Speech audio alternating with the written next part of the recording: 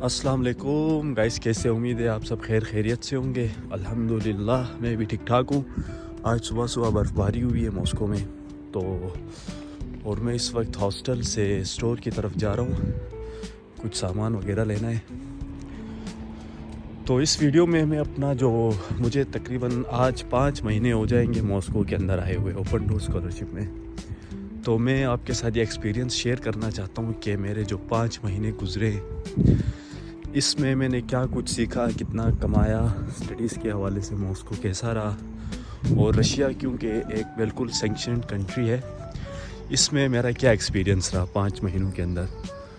तो इन सारी चीज़ों को डिस्कस करेंगे और मैं अपनी रिकमेंडेशन भी दूंगा लास्ट में स्टूडेंट्स को। बाकी डिसीजन आपने ख़ुद लेना है, बाकी मैं रिकमेंडेशन अपनी तरफ से दूंगा। तो इस वीडियो में इन सारी चीज़ों को डिस्कस करते हैं।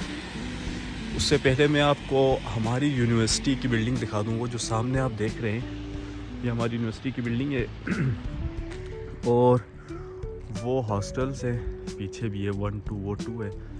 और वो जो ये जो बिल्डिंग देख रही है स्विमिंग पूल है, पेड है स्विमिंग पूल।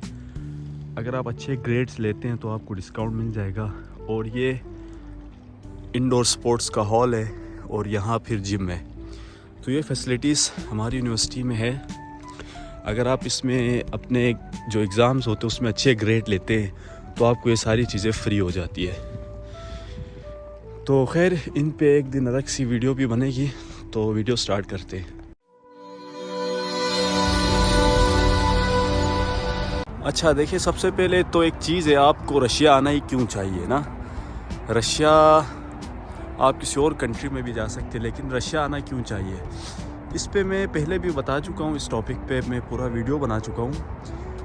क्योंकि देखिए, अगर आपकी प्रोफाइल स्ट्रॉन्ग है, आपने आइल्स वगैरह किया हुआ है, आपके पास जीआरई का स्कोर है, आपके पास पब्लिकेशंस है, उसके बाद अगर आपकी प्रोफाइल अच्छी है तो मैं कभी आपको रशिया रिकमेंड नहीं करूँगा। आप सीधा यूएस अप्लाई करें, जो डेवलप्ड कंट्री है वहाँ अप्लाई करें। लेकिन अगर आपके पास लो CGPA है, आपने आइल्स नहीं किया हुआ है, आप आसानी से निकलना चाहते हैं पाकिस्तान से, फ़ॉरेन एजुकेशन लेना चाहते हैं, then Russia is the best option. Russia जो है आपका CGPA बिल्कुल नहीं देखता, वो सिर्फ आपसे कुछ टेस्ट लेता है। अगर आप वो टेस्ट क्लियर करते हैं तो देन आपको स्कॉलरशिप पक्की है। और रशिया के लिए ब्लॉग अकाउंट भी नहीं चाहिए।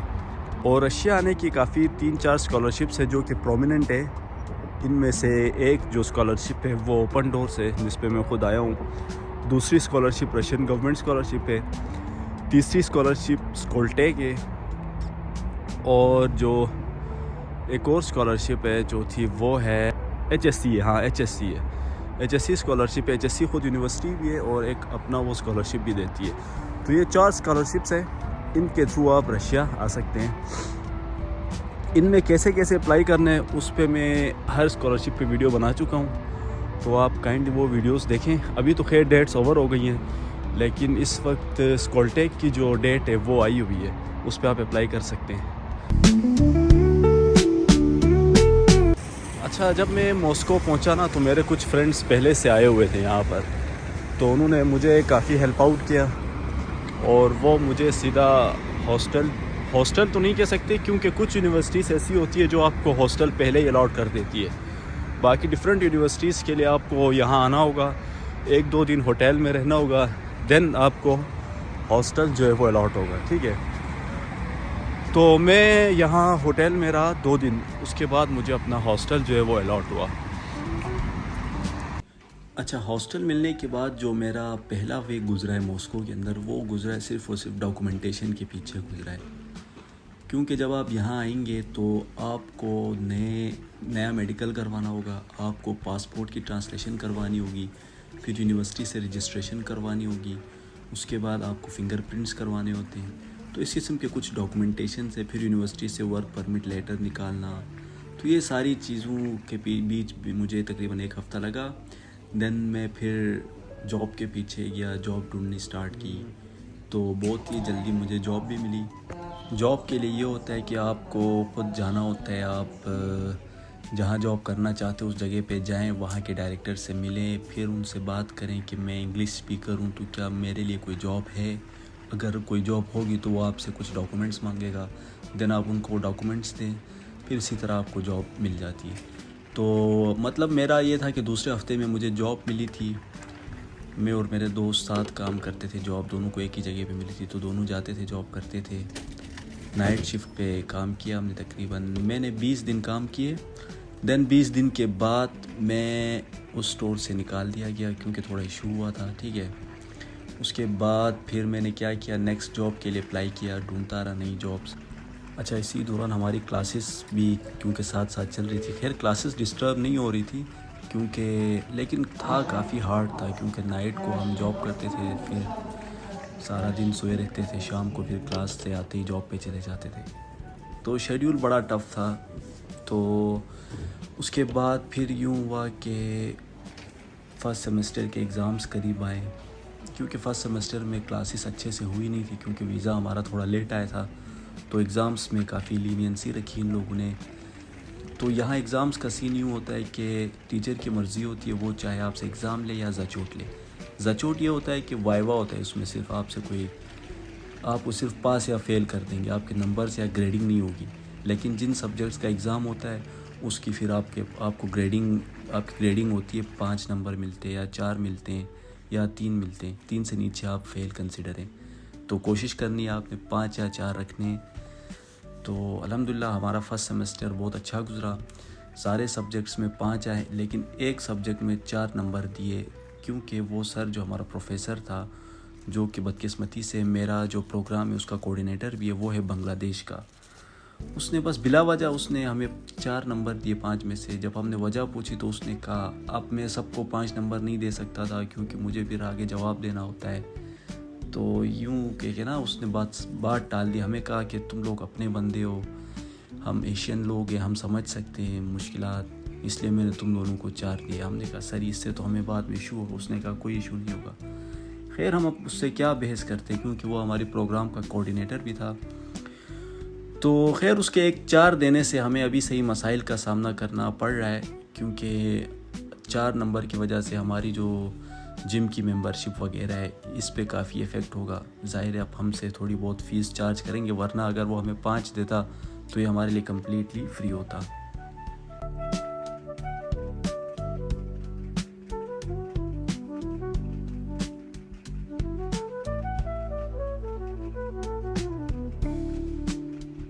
अच्छा, एक प्रोडक्टिव चीज़ जो मैंने रशिया में आके की, वो मैंने यूट्यूब पे काम करना स्टार्ट किया। मैंने यूट्यूब का चैनल बनाया, उस पे मैं मतलब ये आपको इन्फॉर्मेटिव वीडियोस डालता रहा, अभी भी डाल रहा हूँ। तो अल्हम्दुलिल्लाह ये मेरा चैनल मोनेटाइज भी हो गया, अर्निंग भी स्टार्ट हो गई, अच्छे खासे सब्सक्राइबर भी बन रहे हैं। ये सब आप लोगों की दुआओं की वजह से हो रहा है। तो ये मेरे लिए एक अच्छी बात है क्योंकि देखें, ये अगर मैं इस पर आहिस्ता आहिस्ता काम करूँगा तो ये खैर बढ़ता रहेगा।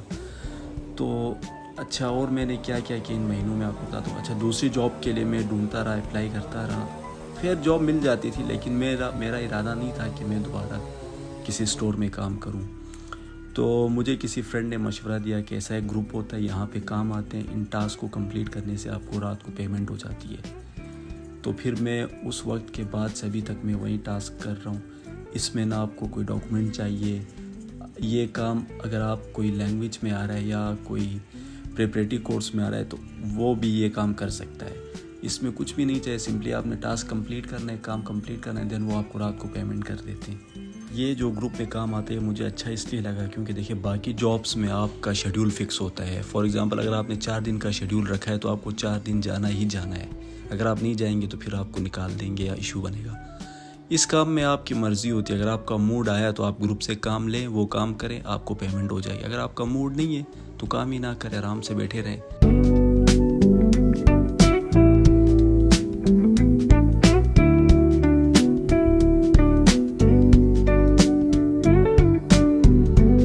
अच्छा देखिए, जॉब और स्टडीज़ के साथ साथ मैं काफ़ी जगहों पे घूमा भी हूँ मॉस्को के अंदर, लेकिन अभी ये है कि मैं मॉस्को से बाहर नहीं गया हूँ क्योंकि अभी समर में वैकेशंस होंगी तो इंशाल्लाह प्रोग्राम है सेंट पीटर्सबर्ग जाने का। तो समर में इंशाल्लाह सेंट पीटर्सबर्ग जाऊंगा, वहाँ घूमूंगा। लेकिन अभी तक मैं मॉस्को के अंदर ही हूँ।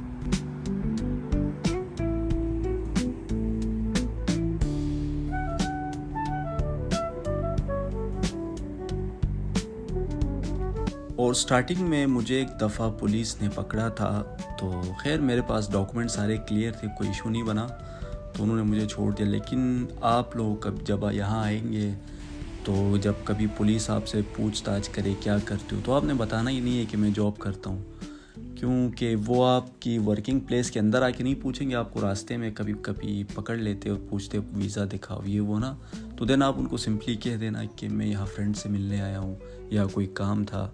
मतलब आप कहने की ज़रूरत ही नहीं है कि मैं जॉब कर रहा हूँ, ठीक है। और फिर भी इतना इशू बनता है, सीरियस हो जाती है कंडीशंस, तो आप उनको थोड़े पैसे दे दें तो काम हो जाएगा।